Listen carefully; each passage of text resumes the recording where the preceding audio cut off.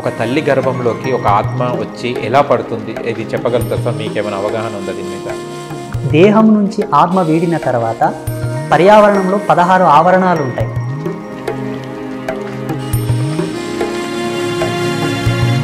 కోటి జన్మలు ఎత్తుతని మానవ జన్మ వస్తుందని అంటారు, ఇది నిజమేనా? ఈ జన్మకు అర్థం తెలుసుకొని దీని పరిపక్వత చేసుకుంటే తప్ప మనకు ఆ స్థితి నుంచి విమోచనం కలగదు.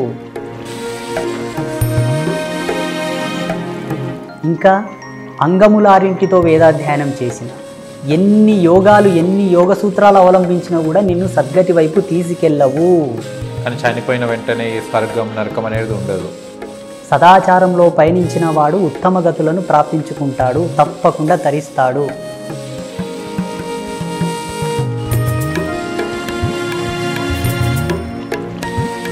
పది మంది పెద్దల సాక్షిగా, పచ్చని పందిట్ల వేదమంత్రాల సాక్షిగా జన్మ తంతును అనుసరించి కళ్యాణం ఆడితేనే పెళ్ళి. వయసు వచ్చింది కదా ఒక అమ్మాయిని లేకపోయి పెళ్లి చేసుకుంటా, ఒక అబ్బాయి ఇంట పోయి పెళ్లి చేసుకుంటా అంటే దాని వివాహం అని అనబడదు. వివాహ ధర్మానికి విలువలు ఉన్నాయి.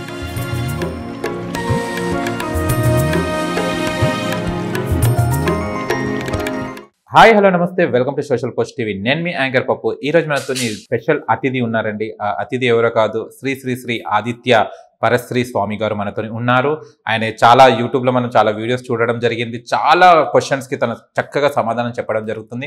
మాకు కూడా కొన్ని ప్రశ్నలు ఉన్నాయి. ఆ ప్రశ్నలు ఇప్పుడు స్వామి గారిని అడిగి తెలుసుకోవడానికి ప్రయత్నిద్దాం. నమస్తే స్వామి.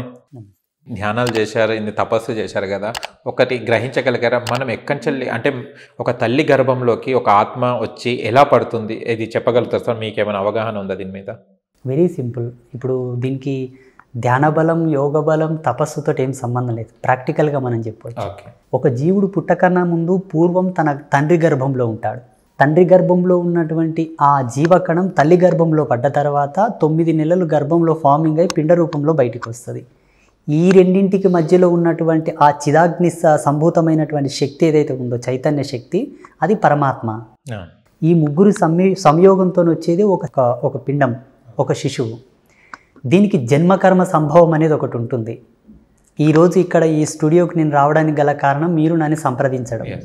నేను పలానా రోజు వస్తానండి, పలానా టైంకి వస్తానండి వచ్చాను.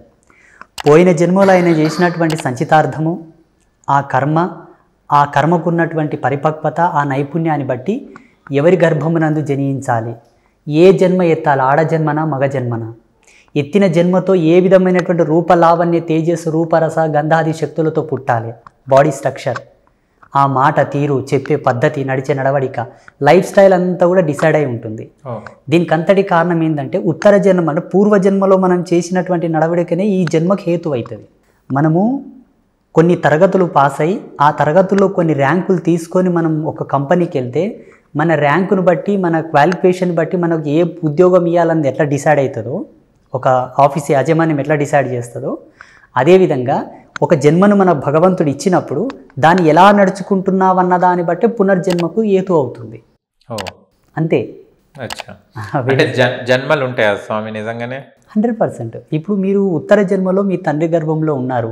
మీ తండ్రి మీ తల్లి గర్భమునందు ప్రవేశించి 9 నెలలు వసించి ఈ జన్మగా బయటకు వచ్చాడు. ఓకే, ఇది ఫస్ట్ పునర్జన్మ. రెండవ జన్మ ఏంటంటే అంతకు ముందున్నటువంటి నీ పూర్వజన్మలో నీ ఆత్మకున్న శేషం ఏమిటి, అది నీ తండ్రి ఓషధులను తినేటప్పుడు అతని గర్భమునందు ప్రాయోపవేశం చేసి అతని గర్భంలో నీ ఆయుష్లు చేరుతాయి. ఒక పండు రూపంలోనో, ఒక నీటి రూపంలోనో, ఒక ద్రవ రూపంలో ఏదో తీసుకున్న దాని లోపల ఆయుష్లు పోతాయి కడుపులోకి. ఆయన గర్భంలో అండం తయారవుతుంది. అది ఒక స్త్రీ గర్భమునందు ప్రవేశింపజేసిన తర్వాత అక్కడ ఫార్మింగ్ అవుతుంది. ఇది జీవ చైతన్య సిద్ధాంతానికి సంబంధించింది. ఇది పుట్టుక గురించి అన్నమాట. 100%. ఓకే. ప్రతి జీవరాశి సరే, ఇలా అంటే మనకు వచ్చింది ఒక ప్రాణం పోస్తుందని చెప్పారు. ఒక చనిపోయిన శరీరం నుంచి ఆత్మ బయటికి వెళ్తుంది కదా, అది ఎలా ఎక్కడ పోతుంది అసలు ఏమైనా చెప్పగలుగుతారా? ప్రతిదీ కూడా ప్రతిదాన్ని పటిష్టం చేసుకొని పదిలపరుచుకునేది ప్రకృతి. ఈ ప్రకృతికి ఒక పరిధి ఉంటుంది, బార్డర్. ఆ బార్డర్ పరిధిలోనే ఆత్మలన్నీ ఘోషిస్తూ ఉంటాయి. తన జన్మకు కారణమైనటువంటి తల్లిదండ్రులను తాను ఎంతవరకు చూసుకున్నాడో, వాళ్ళకు ఉత్తమ గతులు ఇచ్చాడా లేదా, పితృతర్పణాలు వదిలాడా లేదా, పిండ ప్రధానాది శ్రాద్ధకర్మాలు చేశాడా లేదా, బ్రతికున్నంగా తల్లిదండ్రులను మంచిగా చూసుకున్నాడా లేదా, ఈ ధర్మాలను బట్టి ఈయన యొక్క అంతం ఏదైతే అవుతుందో మరణించిన తర్వాత ఆయన ఆత్మకు ఏ విధమైనటువంటి రిజర్వేషన్ ఇవ్వాలన్నది భగవంతుడు డిసైడ్ చేస్తాడు.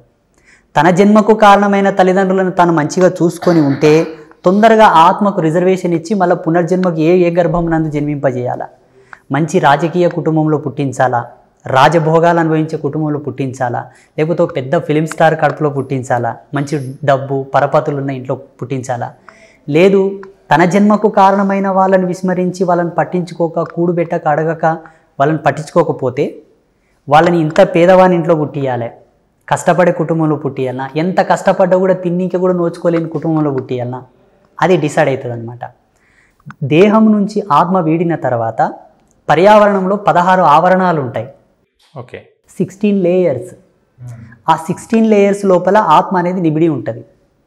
ఆత్మకు శాంతి అయి ఆత్మకు ఉత్తమ స్థితి వచ్చేంత వరకు దాని మధ్యలో తిరుగుతూనే ఉంటుంది. మోటుగా పెద్ద మనుషులు అంటారు, అంతరపిశాచై తిరుగుతావురా సచిన తర్వాత నా ఉసురు తగిలే అంటారు. అట్లా తిరుగుతూ ఉంటుంది అనమాట. తన వారసులు ఉంటారు కదా, వాళ్ళు ఏమన్నా గొప్ప యజ్ఞ కార్యాలు, పుణ్యకార్యములు, మంచి ధర్మకార్యములు, ఇంకేదైనా ఉత్తమ గతులకు సంబంధించిన కార్యక్రమాలు చేసి తనను సాగనంపే వరకు ఆ లేయర్స్లోనే తిరుగుతుంది. తరువాతకి ఆత్మ అనేది ఏదో ఒక దాన్ని ఆవరించి, ఆ ఆత్మ ఆవరించినటువంటి పదార్థాన్ని ఒక యజమాని తిన్న తర్వాత మళ్ళీ పునర్జన్మ ఆ యజమాని గర్భంలో తీసుకుంటుంది. ఓకే, అది ఆవన్న కావచ్చు, కుక్కన్న కావచ్చు, మేకన్న కావచ్చు, మనిషి అన్న కావచ్చు. ఉత్తర జన్మలో నువ్వు చేసినటువంటి కార్యశీలతను బట్టే నువ్వు ఎక్కడ పోవాలో డిసైడ్ అవుతుంది. ఓకే, చాలా వరకు పెద్దవాళ్ళు అంటుంటారు 1,000,000 జన్మలు ఎత్తుతనే మానవ జన్మ వస్తుందని అంటారు. ఇది నిజమేనా? 84 లక్షల జీవరాశులు. అమ్మా, మనకు 84 లక్షల జీవరాశుల యొక్క నిర్మాణం ఈ ప్రపంచం. అన్ని జన్మలు ఎత్తుకుంటూ లాస్ట్ మానవ జన్మ. దీని కరెక్ట్ క్వాలిఫైడ్ అయితే యక్ష జన్మ ఎత్తుతాం. మనకన్నా కొన్ని పవర్స్ ఎక్కువ ఉంటాయి వాళ్ళకు. ఆకలి దప్పికలు, ఈ జరామరణములు, ఈ తగువులాటోలు ఇవల్ల ఏముండవు. దీనికన్నా కొంచెం బెటర్ అక్కడ. ఆ లోకంలో ఉన్నటువంటి పరిధులకు మనం కనుక మంచిగా అర్హతను సంపాదించి అక్కడ ఉన్నటువంటి ధర్మాలను పాటిస్తూ క్వాలిఫైడ్ అయినామనుకోండి, దేవత గణాలతో పుడతాం. ఇంకొంచెం పై స్టెప్, దానికన్నా అది బెటర్. ఇట్లా 7 లోకాల లోపల మనం కొనసాగిన తర్వాత చివరిగా స్వర్గానికి చేరుకుంటాం. సరాసరి స్వర్గం చనిపోయిన తర్వాత స్వర్గంలో మనం అక్కడున్న స్వర్గ నియమావళికి అనుసరించి మనం గట్టిగా మనం ధర్మాన్ని పాటించగలిగితే త్రిమూర్తి సంసేవ్యమైనటువంటి పట్టాభిషిక్తం తీసుకుంటాం. త్రిమూర్తులతో సమానమైనటువంటి పదవి. అక్కడ మనం క్వాలిఫైడ్ అయ్యి అక్కడ ధర్మాలను కనుక నిర్వహించుకోగలిగితే జగదంబ ఆవాసానికి వెళ్తాం, మణిద్వీపం. అమ్మవారి దగ్గరికి వెళ్ళిన వాళ్ళు ఫైనల్ స్టేజ్. కానీ చనిపోయిన వెంటనే ఈ స్వర్గం నరకం అనేది ఉండదు. ఇప్పుడు అమెరికాకి వెళ్ళిన తర్వాత మనకు జాబ్ ఇస్తారా చెప్పండి? అక్కడ ఉన్నటువంటి ఆ దేశ పరిస్థితులకు అనుసరించి మనకు అన్ని అర్హతలు చూస్తారు. అన్నీ చూసుకున్న తర్వాత అక్కడ ఎట్లుండాలి ఏంటని డిసైడ్ అయిన తర్వాత ఉద్యోగం ఇస్తారు మన చదువుని బట్టి. ఈ దేహానికి ఉన్నటువంటి ధర్మాలన్నీ మనం పాస్ కావాలా. ఎత్తిన జన్మకు అర్థం, ఈ జన్మకు అర్థం తెలుసుకొని దీని పరిపక్వత చేసుకుంటే తప్ప మనకు ఆ స్థితి నుంచి విమోచనం కలగదు. ఓకే, మానవ జన్మకి కొన్ని ధర్మాలు ఉన్నాయి. ఆ ధర్మాలన్నీ మనం పాస్ కావాలా. నేను 100,000,000 యాగాలు చేసిన, అనంతకోటి ఉపాసనలు చేసిన, ఎంతో తపస్సు చేసిన అంటే నేను ఉద్ధరించలేవు.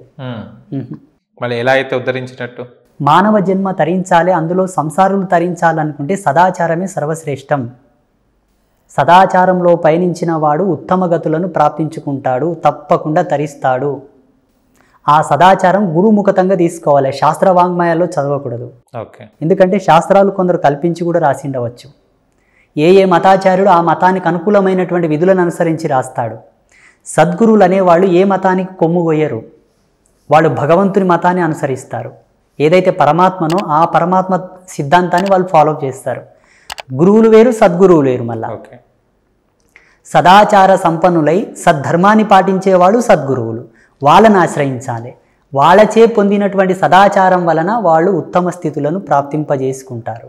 ఇంకా అంగములారింటితో వేదాధ్యయనం చేసిన, ఎన్ని యోగాలు ఎన్ని యోగ సూత్రాలు అవలంబించినా కూడా నిన్ను సద్గతి వైపు తీసుకెళ్ళవు. ఎన్నాటికి అది జరగదు. సదాచారమే సర్వశ్రేష్టం. ఈ కలియుగ ధర్మసూత్రాన్ని అనుసరించి సొంతంగా మేము సన్యాసులం కారాదండి. ఎలా అవుతారండి? సొంతంగా సన్యాసులం కారాదు, సొంతంగా సంసారులు మీరు కారాదు. స్వతంత్రంగా సన్యాసి అయినా స్వతంత్రంగా సంసారి అయినా మన్వంతరాల వరకు రోతలో పురుగై పుడతాం తప్ప మనకు మోక్షం రాదు, మానవ జన్మ ఎత్తాం. పోని గోవు జన్మ కూడా మనం ఎత్తాం. ఒక యజమాని చేత చేతులు నిమిరించుకొని ఇంత గడ్డేసి పాలు పితుక్కొని ప్రేమించే గోవు జన్మ కూడా ఎత్తాం. కుక్క జన్మ కూడా మనం ఎత్తాం. రోతలో పురుగై పుడతాం. స్వతంత్రంగా దండం పట్టుకొని నేను స్వామీజీని తిరుగుతా అంటే అది జరగదు. 16 మంది ధర్మగురువుల యొక్క సమక్షంలో 16 మంది దొరకకపోయినా 7 మంది ధర్మగురువుల సమక్షంలో 7 మంది దొరకకపోయినా 5 మంది ధర్మగురువుల సమక్షంలో వాళ్ళ నోటి నుండి అవుననిపించుకొని పట్టాభిషిక్తం పొందితే తప్ప సన్యాస దండం పట్టకూడదు. అది సన్యాస ప్రతిష్ట. ఇక సంసారం అంటావా, కులంకి కుడిపోయినోడు సంసారి కాడన్నారు మోటుగా. 10 మంది పెద్దల సాక్షిగా, పచ్చని పందిట్ల వేదమంత్రాల సాక్షిగా జన్మ తంతును అనుసరించి కళ్యాణం ఆడితేనే పెండ్లి. వయసు వచ్చింది కదా ఒక అమ్మాయిని లేపుకోపోయి పెళ్లి చేసుకుంటా, ఒక అబ్బాయి ఇంట పోయి పెళ్లి చేసుకుంటా అంటే దాని వివాహం అని అనబడదు. వివాహ ధర్మానికి విలువలు ఉన్నాయి, కళ్యాణ తంతుకు ధర్మం ఉన్నది, ఆ ధర్మానికి ప్రతిష్ట ఉన్నది, ప్రతిష్టానికి పరిపూర్ణత ఉన్నది. అందుకే మన పెద్దలు ఈ తంతులని పెట్టారు.